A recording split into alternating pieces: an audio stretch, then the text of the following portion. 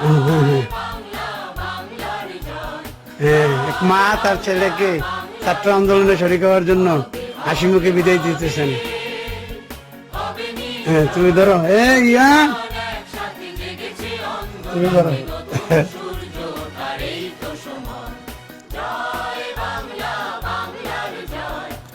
আমি দেশের ছাত্র